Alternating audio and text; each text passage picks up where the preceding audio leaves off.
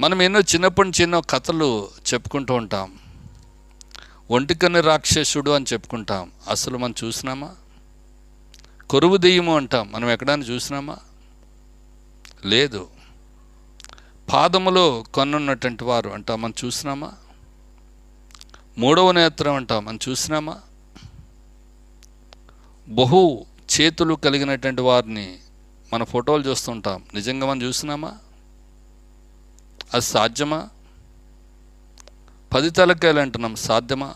ఒకసారి మనము దేవుడు మనకి ఇచ్చినటువంటి జ్ఞానంతో మనం ఆలోచన చేసినప్పుడు అవన్నీ కూడా మాయాస్వరూపులు అనే సంగతి మనకు అర్థమైపోతూ ఉంటుంది.